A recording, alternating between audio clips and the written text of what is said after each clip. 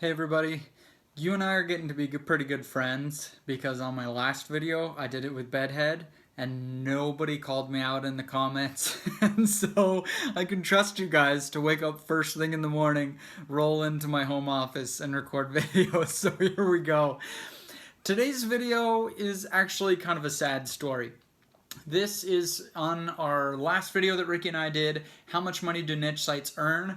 We had somebody in the comments, Shane Stanford, who said, I'm not sure what you two are doing differently from me, but I've had 3 niche websites, all with a decent number of articles, which have been running for 2 years or so, and each earned a grand total of $50 per year. I cannot seem to reach anywhere near the numbers you claim to be reaching. First, I love the fact that he said claim to be reaching. Like, I don't trust you guys. I thought that was funny. But we talked on email. Shane's a pretty good guy. So let's talk about it. We're going to take a look at one of Shane's websites, and we're going to dissect what kept that website from 1, getting traffic, and 2, earning money. I don't want to make sure none of this feels like I'm making fun of him or talking down. Shane's frustrated. He really wants to be able to get this fixed and wants to know what's different. And so in this video, I'm going to share a little bit of our secret sauce, the things that make our niche sites, just kind of the recipe that Ricky and I have, our process for building them has just consistently worked over and over and over. So let's talk about it. The website that we're talking about is called rowingmachinecorner.com. rowingmachinecorner.com. And this website has been online for a couple of years. It has quite a decent amount of content on it, and it's just getting no traffic and no income. And so why not? Well, I have about 5 reasons that really stand out to me. They may seem like small things, but they are not. These things make a tremendous difference on websites, as we're about to see. The first thing, and I also want to say that I'm not saying that any of these changes make it impossible for a website to succeed. Everybody builds their niche sites differently, some more successfully than us. But this is what we do that has really worked, and so I'll share those things here. First of all, this topic wouldn't have made it past our niche site consultations. So on incomeschool.com, when you're thinking about working on a website, you can do a consultation with us, and we'll review the niche and kind of give you some feedback there. And we would have, if this person had done niche site school, we would have stopped this right away. The topic is a problem because it's Rowing Machine Corner. We don't have good success on websites that are focused around a product. We have better success when a website is focused around a topic, a hobby, etc., and not the product. So for example, instead of writing a website about choosing the best camera, the website is about photography, and you happen to write about choosing the best camera on some of the articles. Instead of writing a website about the best dirt bike helmets, dirtbikehelmetreview.com, you make a website about dirt biking. And then you happen to review some of those dirt bike helmets. The reason for that is, well, several. One is it's just way less spammy. It's spammy when you have a website that's like bestricecookersreviews.com. It's just, people don't trust the information. When they see that on Google search result, it just doesn't seem as trustworthy. It just feels spammy. Also to Google, do you think they notice when every one of your posts is called best rice cooker under $50, best rice cooker under $100, best rice cooker under $200, review of Betty Crocker rice cooker, Google knows this is a spammy site, and your content gets hammered because of it. Now, a lot of people build niche sites this way. It's possible to build it this way, but we have seen really poor results when we do this. If I were coming at this, I would make the website about rowing or kayaking or whatever else, and then happen to have reviews of some rowing machines for people who are on the website. So number 1 is topic. Actually, of these that we're going to talk about, that's one of the biggest things for me. Number 2, the articles are too short on this. So let's just go here to Stamina 15903 Deluxe Conversion to Recumbent Rowing Machine Review. And when I look at this, let's see how many words this is. I'm just going to go to word count, wordcounter.net, and let's see how many we have. I use this website pretty often. 685 words is way too low. I almost never write blog posts under 1,000 words. They just don't do well. I know it seems like people are going to want this quick review, just quickly get the information, but about a year ago, I sat down and I just did some analytics for myself of all of my different niche sites. What were the highest trafficked articles I've ever written? In the top 50 articles I've ever written, all of them, 100%, are over 4,000 words long. That's a long blog post. All of them were that long. And so I don't think you should write every blog post that long. Not every topic warrants it. But I just almost never see these short blog posts working. I just almost never, with very few exceptions. So I would definitely recommend more meaty content on there.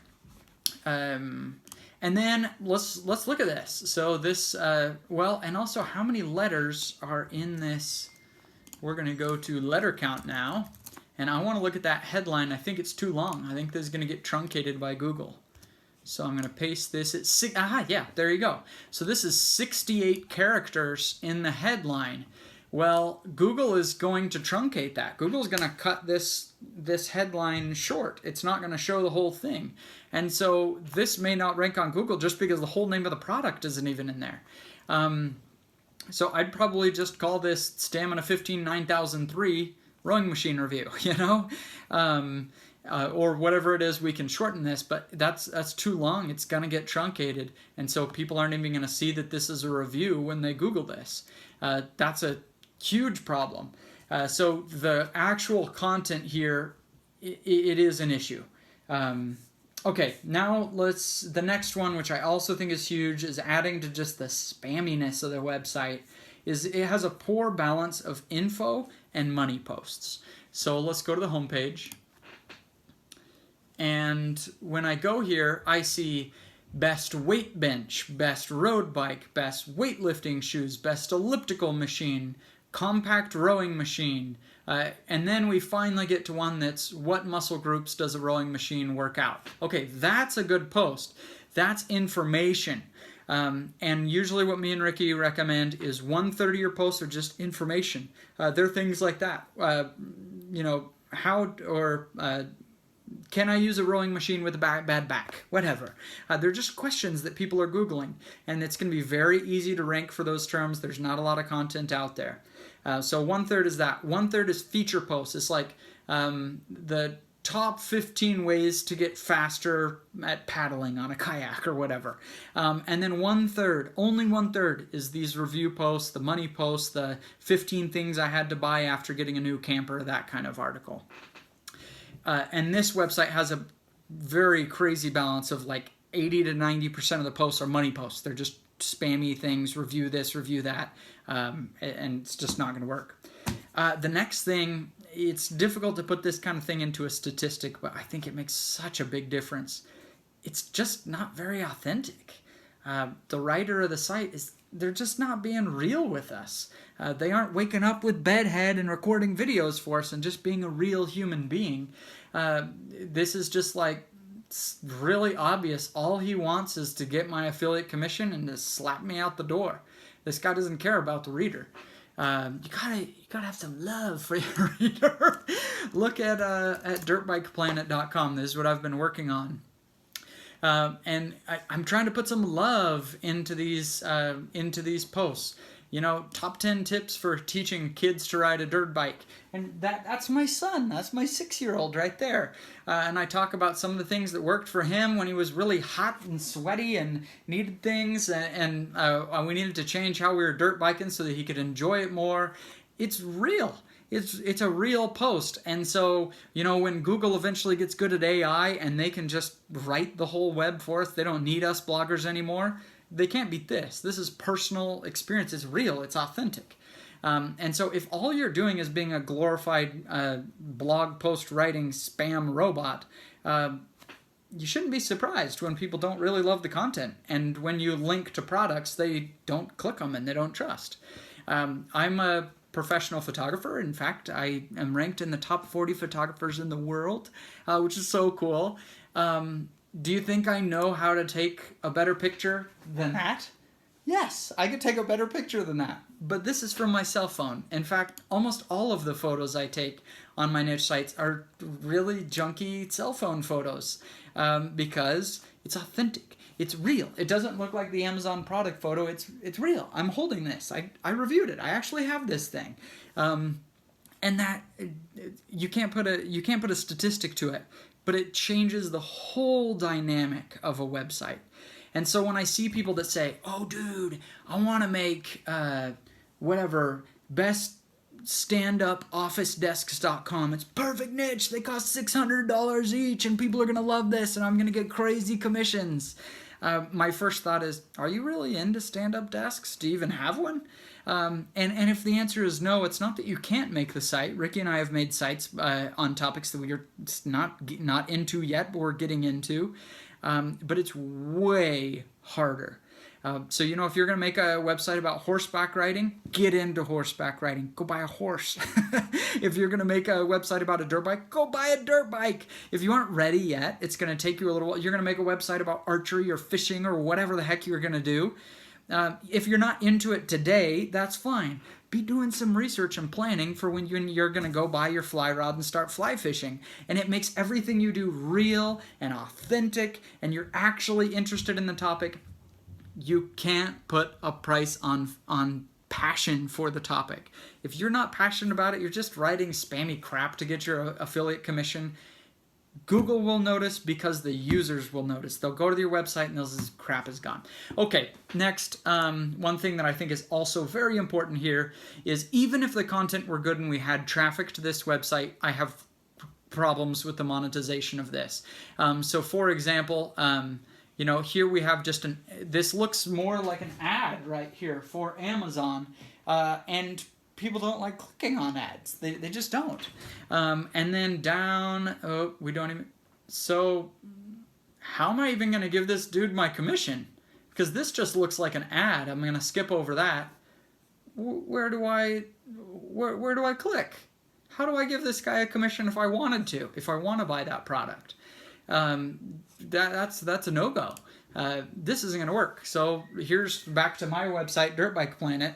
You know, I'm writing this article, and I say the smart charger that I bought and I highly recommend is the CTEK smart charger. And then I put in parentheses link to Amazon, because if I just link to CTEK smart charger, they don't know what site they're going to go to. If I say link to Amazon, then they know, oh, this is how I buy it, and they go get it. Or sometimes I'll have a section of the review that says price, and I'll say, generally this is priced really well competitive to these other items. Click here to check the current price on Amazon because it's always changing. And guess what? When they click there to check the current price on Amazon, I got my cookie, and now I can get my affiliate commission if they buy anything on Amazon in the next 24 hours. You got to get people over there. This isn't going to work. There are a lot of reasons why I believe this website didn't work. They may seem small, but that's the problem with niche sites. They're not super complicated to build.